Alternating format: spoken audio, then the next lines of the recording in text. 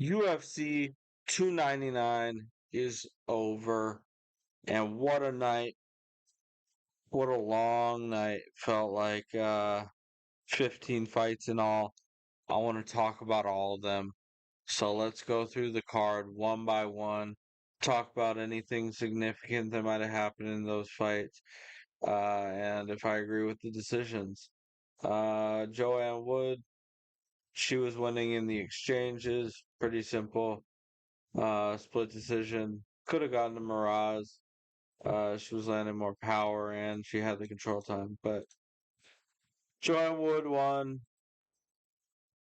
CJ Vergara just isn't on this level. Road Bellis Disbane is an animal.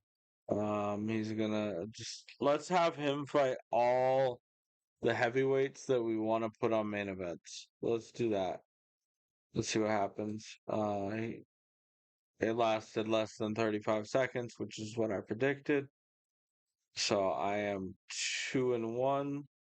I predicted Mikel Pereira, and that's exactly what happened by sub. Hurt him bad early in round one, and got right to work. Uh, 3-1, and then Felipe. This was a close decision.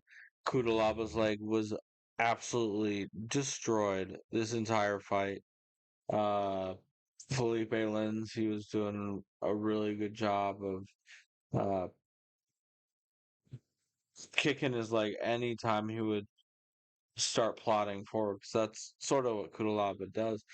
Kudalaba almost landed a couple of big shots, but Felipe stayed in there, survived. On to the next one, Pedro Munoz versus Kyler Phillips. Kyler Phillips, honestly, this looked a lot like, kind of like I said. I said that it would kind of look like the main event, and it really did. Kyler Phillips was on the outside, just faster than Pedro. Pedro couldn't land his big bombs that he was trying to throw. Just look at the output difference. It's pretty much the exact same thing. He was tagging him up, Pedro, got him hurt a couple of times. On to the next one.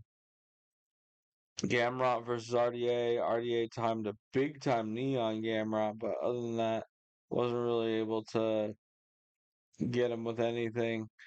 Uh, Good fight overall. Gamrot, he's going to be one hell of a problem to deal with his whole career. Up next, Caitlin Kamara versus Macy Barber. Macy Barber was just too much for Kamara with the control time and the takedowns. Boring fight. Giles Almeida gets KO'd by Curtis Blades. Uh,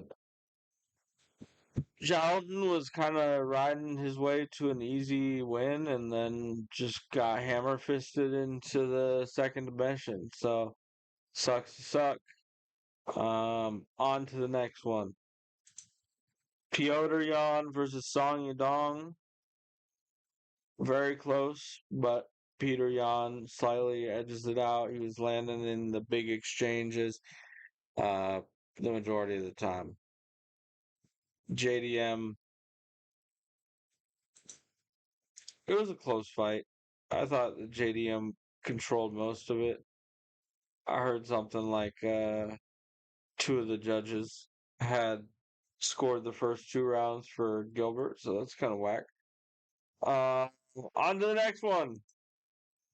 I wanted to talk a little bit about this. Kevin Holland and Michael Venom Page. What a fight. Michael Page, he's so fast. And Kevin Holland's fast too. This is why it was such a hard fight for me to decide. Is Kevin Holland, Michael Page hasn't fought anyone on this level.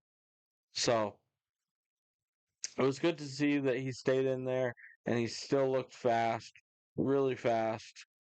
Um, his style is hard to deal with if you're not a wrestler. You got to be able to get a hold of this guy. Because when Kevin Holland was able to like pressure him, there were some openings. Uh, on to the next one. Dustin Poirier knocks out Benoit Saint Denis with a right hook. Go check out my video on that if you want to know more. Sad to have a prospect go down like that, but Dustin Poirier stays at the top. We get to see a couple another really cool fights for him at least. And finally, Sugar Sean O'Malley looks incredible against Marlon Cheeto Vera. Absolutely styled on him. Kind of got hurt with a body shot at the end. Go watch my video if you want to know more about that. And you guys have a wonderful rest of your day. Bye.